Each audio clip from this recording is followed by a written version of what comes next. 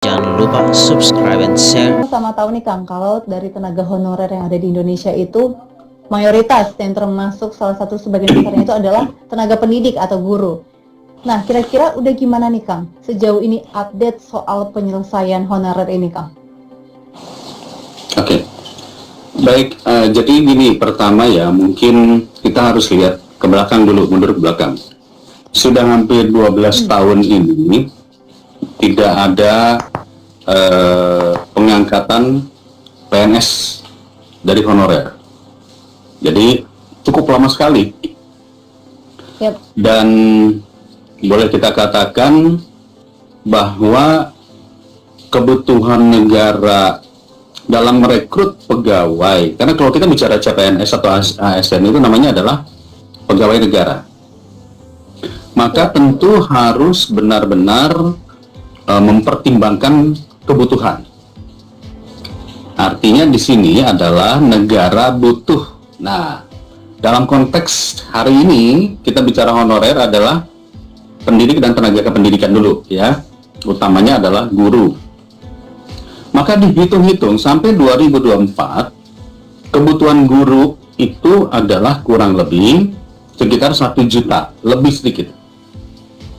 Maka oleh karena itu, karena isu masalah honorer itu, guru honorer ini sudah hampir 6 tahun terakhir ini terus bergulir, kami mendesak Kementerian Pendidikan dalam hal ini agar jangan berbicara tentang konsep-konsep besar, gagasan besar seperti Sekolah Merdeka, Merdeka Belajar, dan lain-lain, tanpa berpikir tentang pendidiknya. Karena kunci, jadi saya katakan ya, kunci dari memotong rantai kemiskinan itu adalah pendidikan. Tanpa pendidikan, sumber daya manusia kita menjadi lemah, menjadi tidak berdaya menghadapi pergerakan global. Sekali lagi, kalau kita berbicara pembangunan, maka pembangunan itu ada 3 hal. Pembangunan sosial, pembangunan infrastruktur, dan pembangunan sumber daya manusia. Tiga-tiganya sangat penting. Jadi oleh karena itu, tiga-tiganya wajib dilaksanakan oleh negara.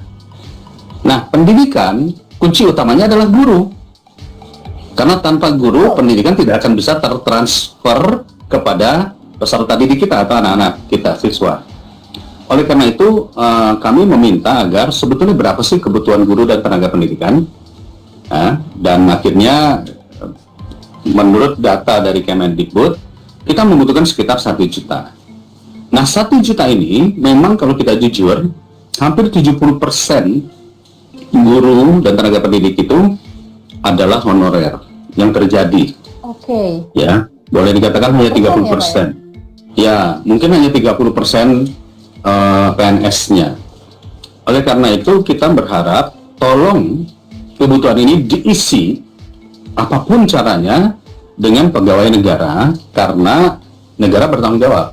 Maka dibuatlah skema 1 juta slot. Jadi dibuka tuh 1 juta slot untuk ASN yang disebut sebagai P3K. Karena ASN ini kan sekarang ada ASN dan ada P3K. P3K, betul Pak.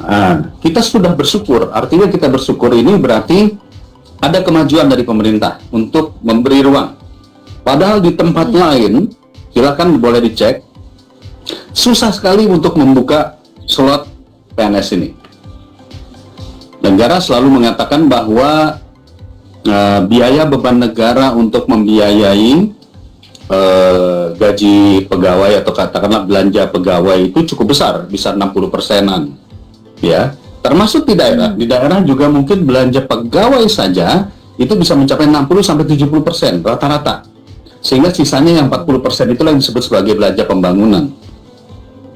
Nah, oleh karena itu, kami mengatakan kalau begitu ada skala prioritas. Skala prioritas itu adalah, kalau kita berbicara pemerintah mengatakan sumber daya manusia ini harus diutamakan, maka guru adalah bagian daripada yang harus kita utamakan. Nah, alhamdulillah slotnya sudah dibuka, tapi syarat untuk menjadi ASN memang adalah melalui tes.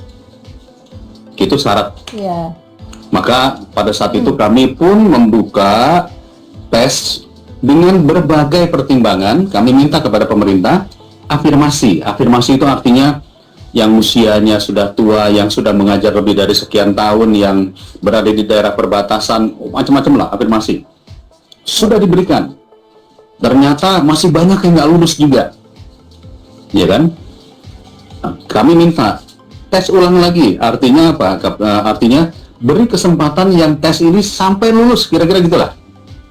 Sampai 4 kali, ya, sampai 4 kali diberikan tes sampai lulus. Ya, kalau sudah lebih dari 4 kali, artinya ya memang kapasitas, kembali kepada kapasitas. Betul. Maka dilakukanlah tes gelombang 1. Ternyata dari 1 juta, dari 600.000 yang mendaftar, yang lolos hanya 200.000 sekian. Ya, lalu kemudian di gelombang kedua kita minta lagi. Yang lolos tinggal masih ada tambahan sekitar mungkin 200 sampai 300.000. Intinya dari kebutuhan kita hanya sekitar 500.000 yang lolos. Yang nggak lolos masih banyak, ya. Yang nggak lolos masih banyak. Nah, sekarang mau ada gelombang ketiga. Kami mencoba mengatakan stop. Gelombang ketiga di pending dulu. Karena di gelombang 1 dan gelombang kedua ternyata masih menyisakan berbagai masalah. Masalah yang timbul salah satunya adalah masalah soal yang paling mengemuka, ya, formasi. Ya. Oke. Betul. Banyak disampaikan juga nih, Kang. Yang kedua, masalah soal guru di negeri dengan guru di swasta. Ya. Dan yang ketiga, tentunya masalah yang terjadi adalah sudah lolos tapi ternyata SK nggak turun-turun. Nah, jadi oleh karena itu kami mengatakan gelombang 3 tolong perbaiki terlebih dahulu agar yang masalah di 1 dan 2 ini di-clearkan dulu, baru boleh gelombang ketiga. Sampai gitu dulu ya, Mbak Elisa. Iya. Nah, ini emang permasalahan yang ketiga, masalah ini udah banyak disuarakan nih, Kang, sama semua tenaga pendidik guru honorer di luar sana, rekan-rekan kita nih, Kang. Nah, kalau dari Kang Dede sendiri, kira-kira bagaimana nih, Kang? Kalau misalnya dari sekian tes, namun ada rekan guru honorer kita yang mungkin belum rezeki, belum lulus untuk passing grade P3K. Kira-kira semua tenaga pendidik guru honorer di luar sana, rekan-rekan kita nih, Kang. Nah, kalau dari Kang Dede sendiri, kira-kira bagaimana nih, Kang? Kalau misalnya dari sekian tes, namun ada rekan guru honorer kita yang mungkin belum rezeki, belum lulus untuk passing grade P3K. Kira-kira bagaimana nih untuk kedepannya, menurut pendapat Kang Dede? Saya tiap hari itu ratusan DM komentar yang selalu menanyakan tentang ya masalah lolos atau tidak lolos ini. Saya tidak mau berkomentar, saya hanya mengatakan bahwa peluang dibuka dan diberikan, bahwa ada yang lolos, ada yang belum lolos. Oke? Yep. Maka ada remet. Karena kalau di sekolah itu ada remet. Ya. Kesempatan kedua Remet. dan ketiga gitu ya. Kesempatan kedua, kesempatan ketiga, dan kesempatan keempat. Jadi buat yang belum lolos, ayo belajar lagi. Tenaga pendidik guru honorer di luar sana, rekan. Yang lolos, yang nggak lolos masih banyak, ya. Yang nggak lolos masih banyak. Nah, sekarang mau ada gelombang ketiga. Kami mencoba mengatakan stop. Gelombang ketiga di pending dulu. Karena di gelombang 1 dan gelombang kedua ternyata masih menyisakan berbagai masalah. Masalah yang timbul salah satunya adalah masalah soal yang paling mengemuka, ya, formasi. Ya. Oke. Banyak yang disampaikan juga nih, Kang. Yang kedua, masalah soal guru di negeri dengan guru di swasta. Ya. Dan yang ketiga, tentunya masalah yang terjadi adalah sudah lolos tapi ternyata SK nggak turun-turun. Nah, jadi oleh karena itu kami mengatakan gelombang 3 tolong perbaiki terlebih dahulu agar yang masalah di 1 dan 2 ini di-clearkan dulu, baru boleh gelombang ketiga. Sampai gitu dulu ya, Mbak Elisa. Iya.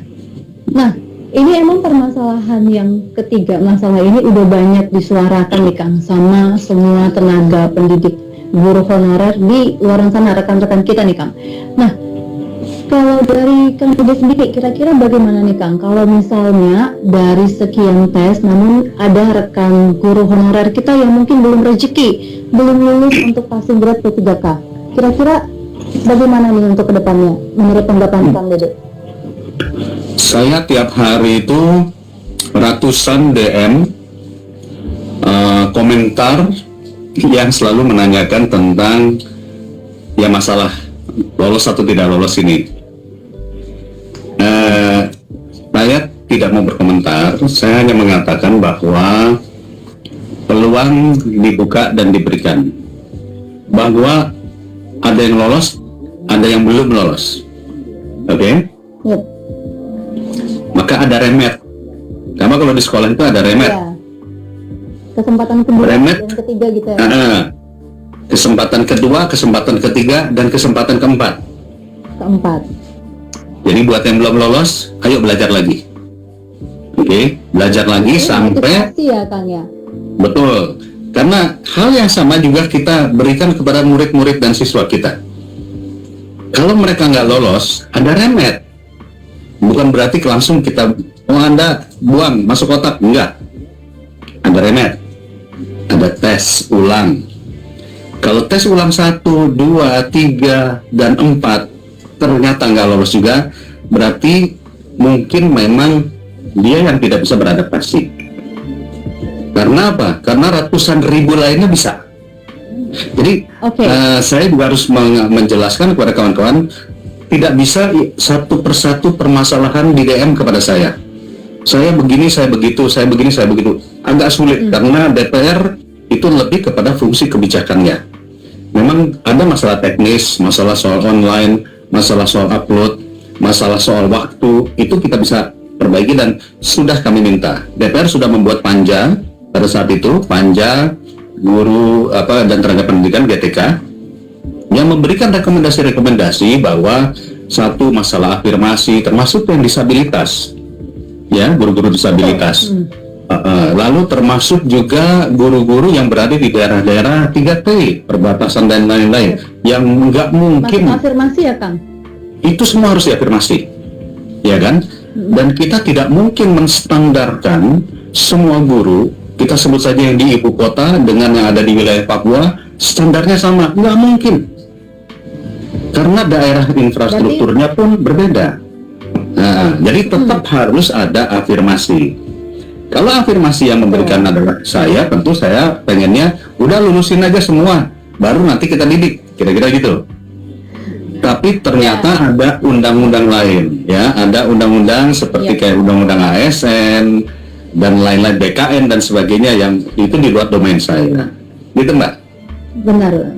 Oke, nah Kang Dede, benar, berarti bisa saya simpulkan kalau misalnya terkait dengan belum rezeki, belum lulus PG, itu berarti internal kita dengan diri kita yang berarti harus berjuang ya Kang ya. Nah, gimana nih Kang kalau misalnya yang udah lulus PG nih, para rekan-rekan kita guru honorer udah berjuang, udah berhasil lulus PG, tapi sampai sekarang nih belum dapat formasi nih Kang.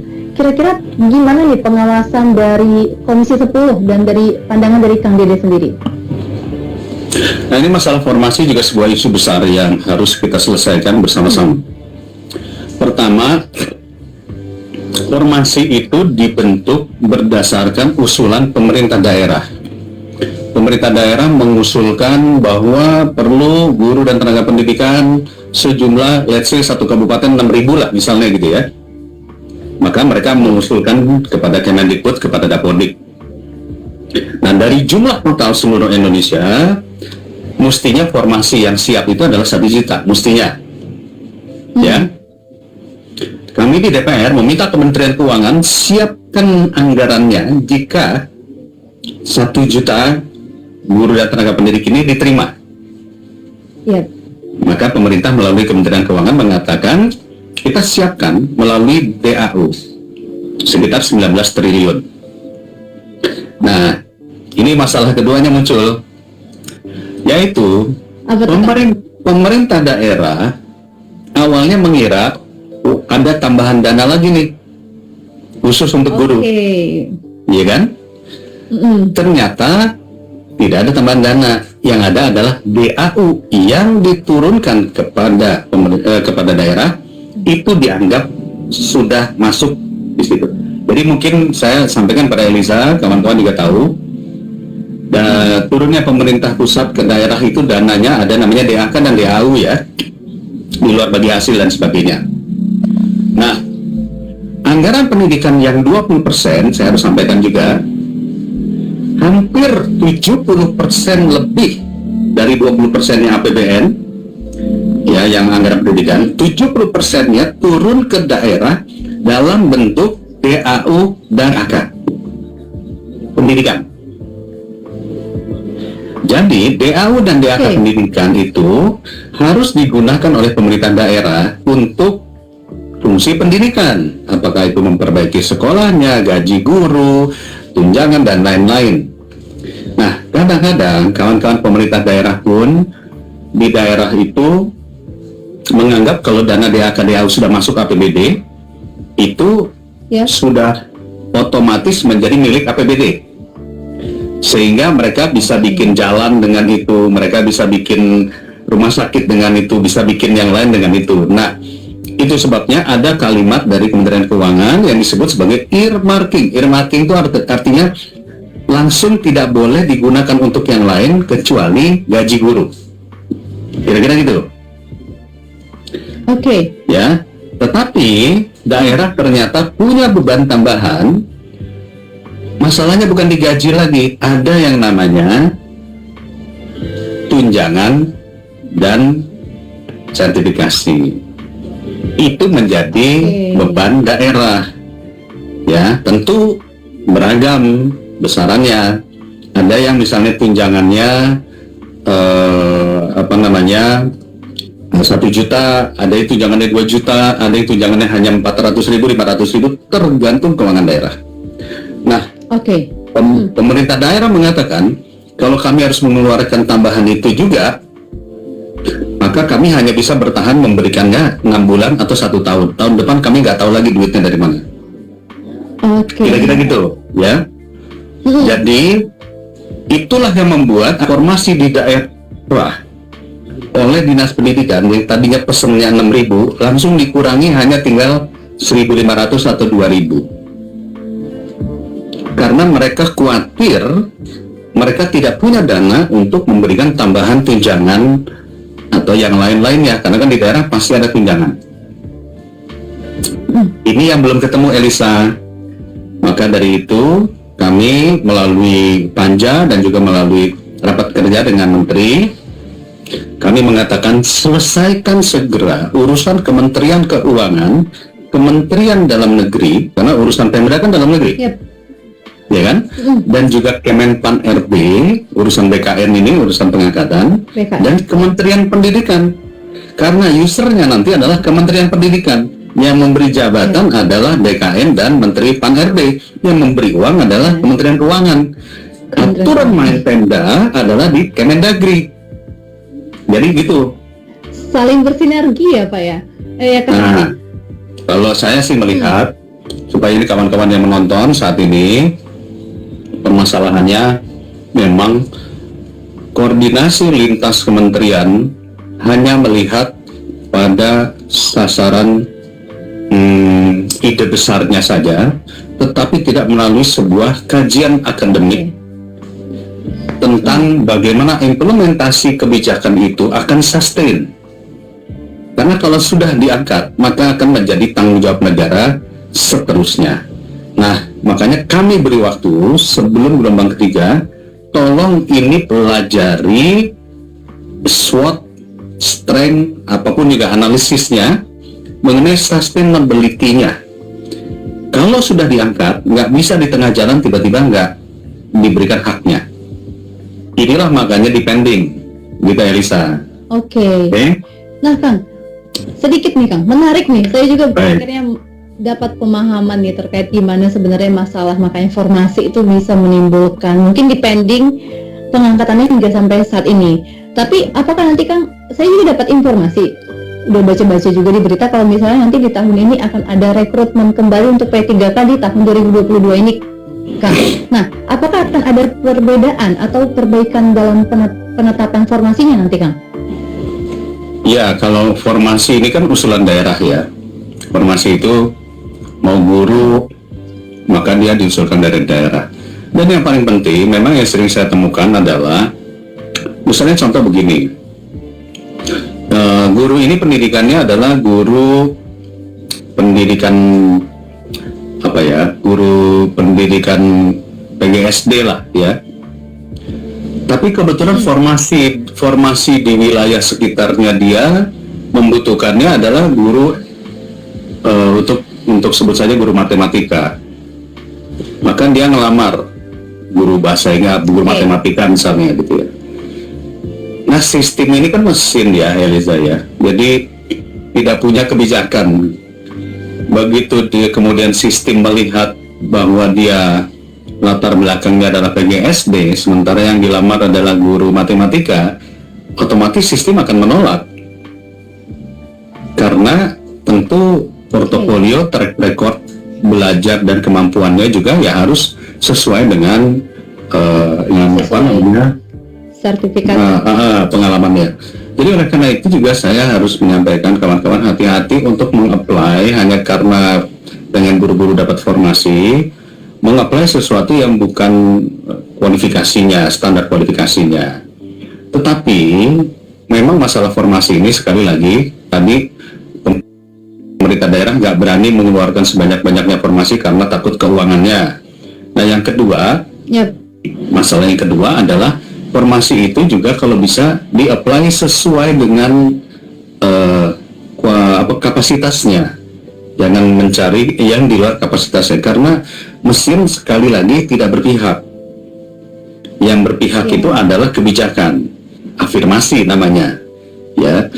Nah, itu yang saat ini banyak terjadi, Elisa. Jadi oleh karena itu kami pun selalu meminta tolong pemerintah kaji kembali, cari sistem yang kira-kira bisa menyesuaikan antara kebutuhan dengan apa yang bisa dilakukan.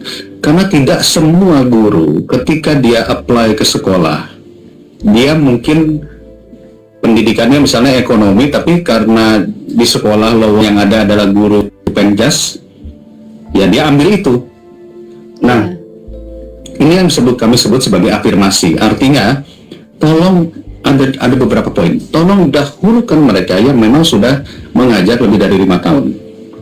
Artinya pengalaman, ya. Sama seperti saya, Elisa. Kalau saya dulu artis, nggak akan mungkin orang mempercayai untuk memegang jabatan di pemerintahan atau di DPR. Artis bisa apa? Tapi saya punya portofolio di organisasi. Dan ini yang mestinya harus dilihat, bahwa portofolio orang tersebut memiliki track record, mengajar, dan sebagainya. Itu juga harus dilihat. Jadi nggak bisa dinilai langsung, karena artis nggak layak jadi anggota DPR, nggak layak jadi gubernur atau wakil gubernur ataupun menteri dan lain-lainnya. Jadi ini nggak boleh. Tetap harus ada portofolio yang kita lihat, ya. Nah, yang kedua juga saya melihat bahwa ada hijrah besar-besaran dari swasta. Oke. Nah, ini juga menarik nih, Kang. Jadi karena kami sudah menerima asosiasi sekolah swasta, rata-rata memang kalau kita bicara guru-guru yang ada di swasta, kita jangan berbicara swasta yang bayarannya per bulan mungkin 11 juta, 15 juta per bulan ya. Ini kita bicara swasta yang levelnya di kampung, ya, yang organisasi-organisasi kemasyarakatan punya sekolah, membayar guru honorer pun juga dengan lebih banyak tawakalnya ya. Tawakal itu artinya ya pokoknya berserah diri lah, mungkin dapat 300.000, mungkin dapat 500.000 gitu. Nah, tetapi tiba-tiba ada peluang untuk membuka ASN P3K ini, semuanya pada mendaftar. Dan kebetulan kalau di swasta, halo, sebentar ya. Halo, ya, dengar kan? Dengar. Dengar.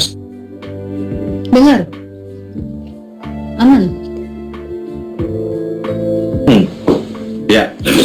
Halo, Ya. Kang Dede. Kalau di swasta,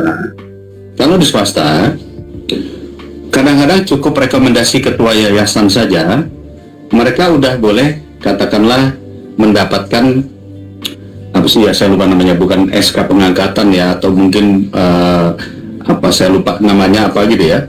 Nah, sementara kalau guru negeri itu harus rekomendasi bupati. Untuk mendapatkan rekomendasi bupati itu tentu susah, tidak mudah ya. Nah, guru swasta ini akhirnya banyak yang lolos PG. Ketika lolos PG, mereka hijrah dari sekolah swasta pengen masuk negeri. Nah, sekolah-sekolah swasta yang mungkin sudah mendidik mereka, sudah memberikan kesempatan mereka untuk walaupun mungkin honornya kecil, itu tiba-tiba kehilangan guru. Dan karena kehilangan guru, mereka datang ke Komisi 10 protes, protes. Akibatnya apa? Akibatnya mereka harus menerima guru honorer baru yang mana harus dididik lagi dan dilatih lagi.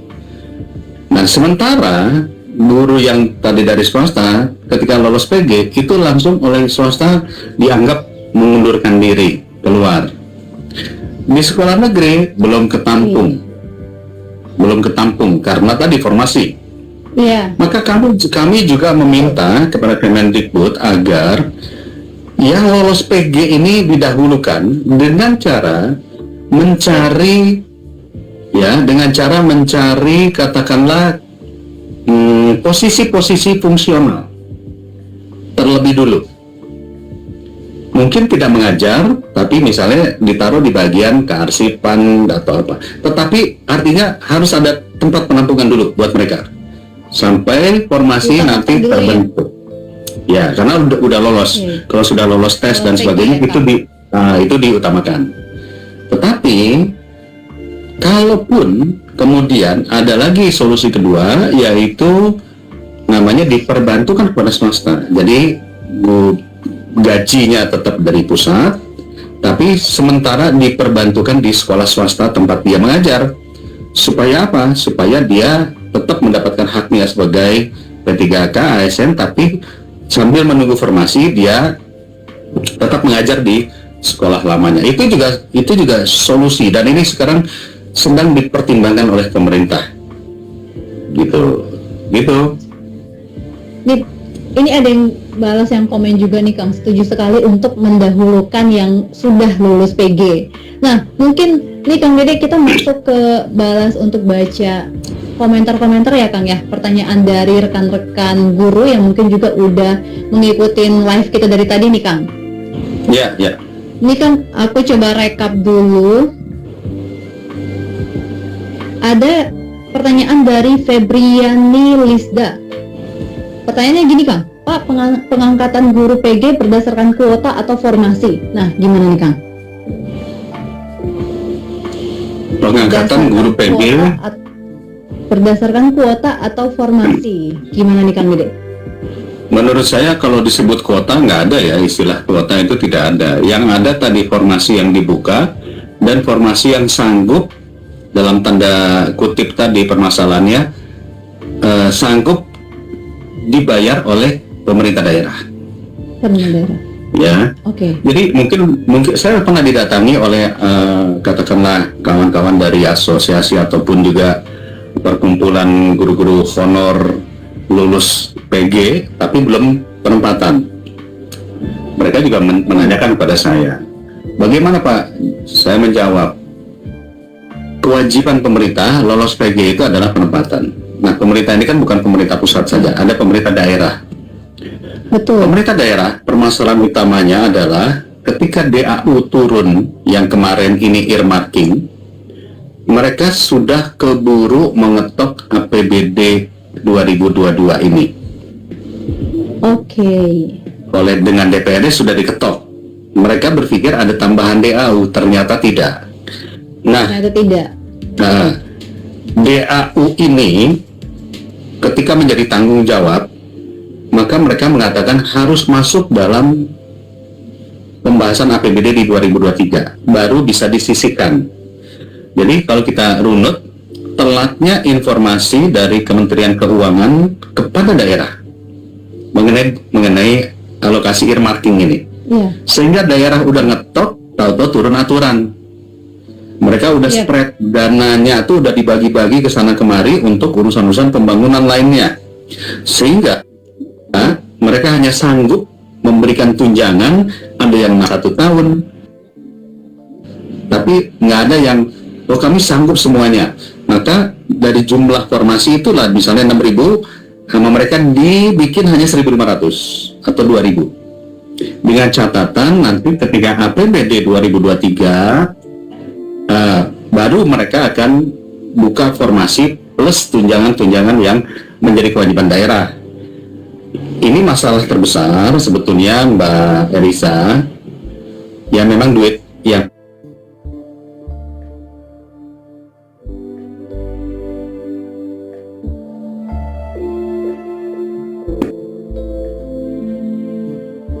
Halo, saya masih terdengarkah?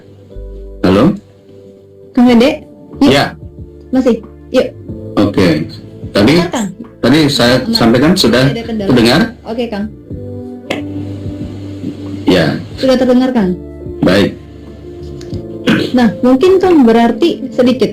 Berarti itu kan mungkin para tenaga honorer, tenaga pendidik guru honorer ini mungkin berpikir itu ada masalah di pemerintah yang mungkin kita masih harus menunggu. Tapi kira-kira Kang, dari Komisi 10 udah ada nggak kira-kira kapan untuk mendapatkan formasi ini, Kang? Apakah sudah ditentukan tenggat waktunya, Kang? Ya, sebetulnya saya mendengar banyak isu rumor-rumor yang beredar lah ya, tentang mengatakan ada statement salah seorang pejabat yang mengatakan bahwa honorer ini adalah beban negara dan seterusnya. Ada yang mengatakan, saya nggak tahu ini rumor atau benar atau tidak, bahwa penerimaan honorer ini sudah tidak ada lagi sampai di 2023. Nah, menurut saya tolong beri kewenangan daerah juga untuk menentukan honorer yang mampu dibayar oleh daerah. Karena begini, kalau nanti ada ketetapan bahwa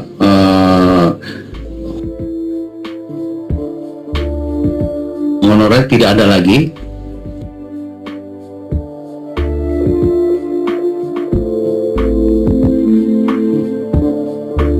kan yang pensiun banyak tiap tahun yang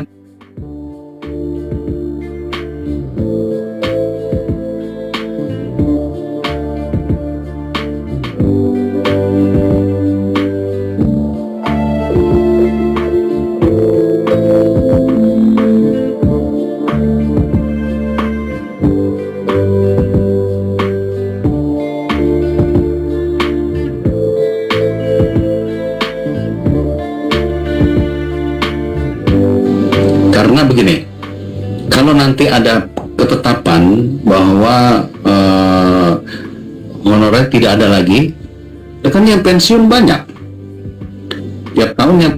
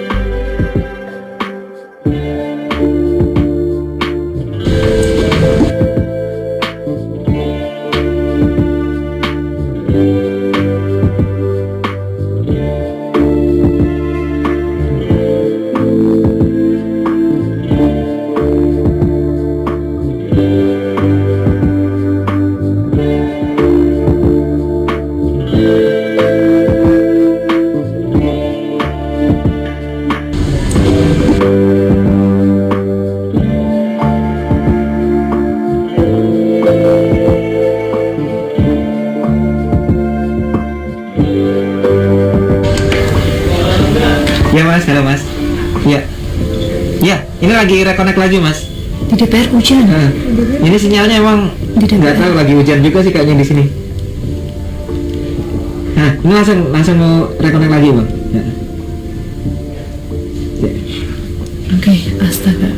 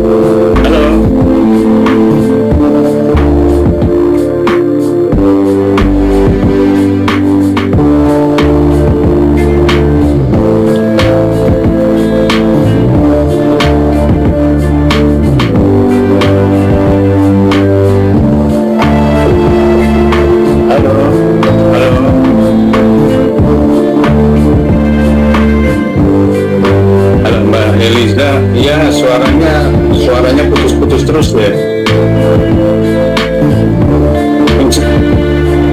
Instagram sekarang agak aneh ini, agak susah. Mental mulu. Halo.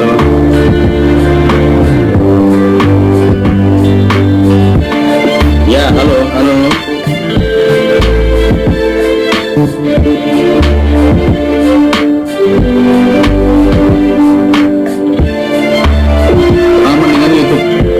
Mendingan YouTube aja nih.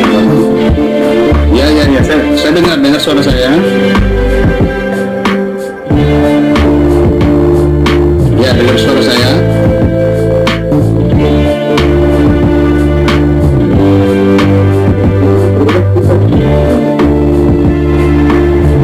Oke.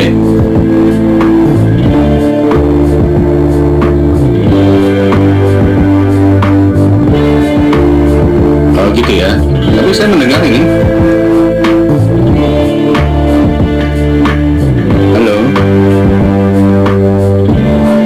Ya, saya mendengar.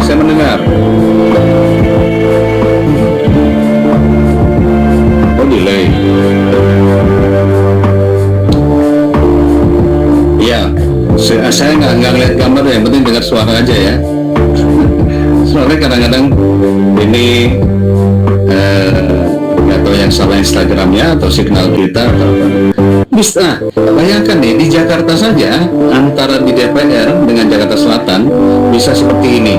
Bisa dibayangkan nggak guru-guru kita yang ada di pelosok-pelosok? Bagaimana mau memahami peningkatan kapasitas kompetensi kalau sistemnya hanya online? Jadi itu yang saya itu yang saya kritik kepada pemerintah. Jangan ketika kita hanya memberikan pendidikan mengenai apapun itu melalui online itu seolah-olah pemerintah sudah selesai. Nggak bisa. Ini kondisi kayak begini, banyak fungsi-fungsi kelembagaan lainnya seperti Kemenkominfo, apapun itulah. Malah saya mengusulkan Kemendikbud bikin aplikasi sendiri yang seperti kita sebut saja seperti IG, seperti apapun, yang mana antar guru dengan pemerintah itu bisa saling komunikasi tanpa hambatan-hambatan yang berarti.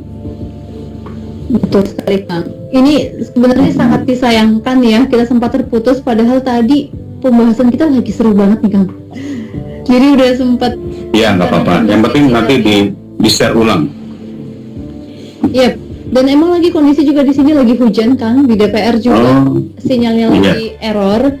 Iya. Jadi mungkin kita ke satu pertanyaan terakhir kali ya, Kang, sebelum kita mengakhiri diskusi kita. Nanti di next kesempatan boleh ya, Kang, diundang lagi dari TV Parlemen buat kita diskusi lagi terkait hal-hal yang menarik lagi ya, Kang. Mendingan nanti kita pakai YouTube aja supaya gampang lah, bisa diikutin live gitu ya. Iya, Kang Dede, nanti aku sampaikan kita pakai YouTube aja. Kalau ini kita jadinya kepotong waktunya lebih banyak untuk kita set secara teknis. Iya. Oke. Pembahasan kita udah banyak ditunggu nih. Mungkin satu lagi nih, Kang. Baik. Terkait yang coba aku pilih dulu, Kang. Nih, ada yang dari Agus Roy 213. Dia nyampein kayak gini, Kang. Semoga nasib guru honorer mendapatkan kepastian yang jelas dan diprioritaskan menjadi ASN tanpa tes. Nah, ini gimana nih, Kang? Menjadi ASN tanpa tes. Ya, kalau tadi saya katakan, kalau saya tentu sebagai pemerintah, menurut saya tanpa tes itu pasti akan kita berikan dengan catatan guru ini sudah mengabdi lebih dari 10 tahun misalnya. Menurut saya nggak perlu pakai tes lagi itu, karena itu sudah proven, sudah terbukti, ya kan? Tapi kalau ngajarnya mungkin masih kurang dari. Halo Elisa, apakah mendengar suara?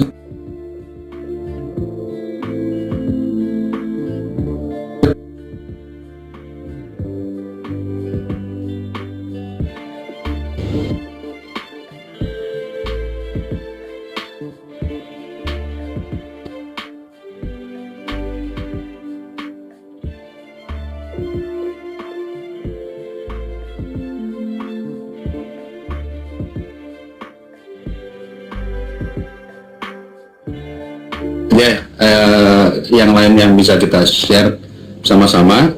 Statement sedikit dari saya adalah tanpa tes itu, halo, halo, halo, halo, halo, halo, halo, ya, halo, halo, teman-teman yang Mbak Elisanya juga saya tidak bisa dengar dan nggak tahu saya terdengar atau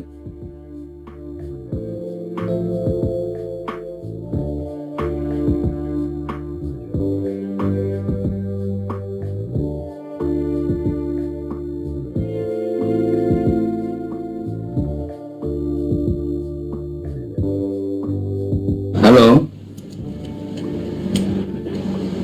halo, teman-teman yang Mbak Elisanya juga saya tidak bisa dengar dan nggak tahu saya terdengar atau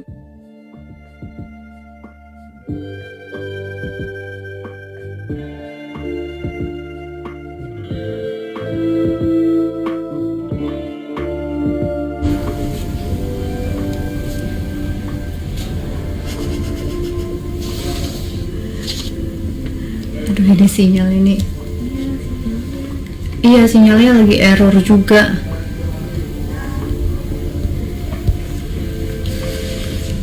Apa mau Kang Dedenya di ini? Teman-teman maaf banget karena ada masalah sinyal juga di kita dan di Kang Dedenya juga sinyalnya lagi kurang bagus. Kenapa tuh? Mau laporan lagi. Jadi mungkin di next kesempatan kita bisa untuk bahas ini lagi dalam waktu dekat ini. Nanti kita bisa bahas lagi, nanti kita cari platform yang lebih oke untuk kita bisa chit-chat lagi, interaksi lagi sama Kang Dede juga, sama anggota Komisi 10 yang lainnya mungkin terkait dengan guru honorer ini ya teman-teman ya. Mohon maaf banget, ini padahal tadi pembahasan kita lagi seru banget nih.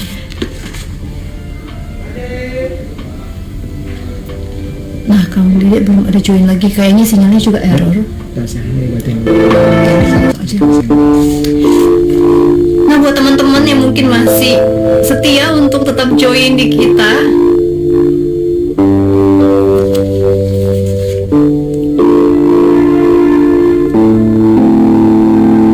kita mungkin kita akhiri aja sini. Kita mungkin cukupkan sampai di sini ya teman-teman, karena mungkin sinyal dari Kang Dede juga sejauh ini sampai sekarang kita coba untuk kita invite ulang tapi masih belum bisa connect. Nah, untuk teman-teman tetap pastikan teman-teman untuk tetap follow nanti IG TVR Parlemen, karena nanti informasi selanjutnya terkait guru honorer nanti akan kami sampaikan lagi melalui IG TVR Parlemen, juga informasi menarik lainnya untuk tenaga honorer di bidang lain juga mungkin nanti di bidang administrasi dan juga nakes mungkin nanti akan kami sampaikan dan kita akan undang lagi narasumber kita.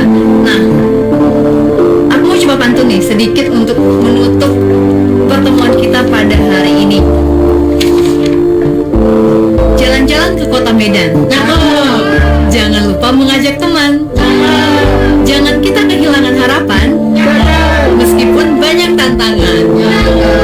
Nah, oke teman-teman, makasih banyak udah nemenin aku, nemenin kita semuanya di sini untuk live hari ini. Ya, next kita coba pakai YouTube biar sinyalnya bisa lebih lancar ya teman-teman. Terima kasih udah nonton, semoga informasi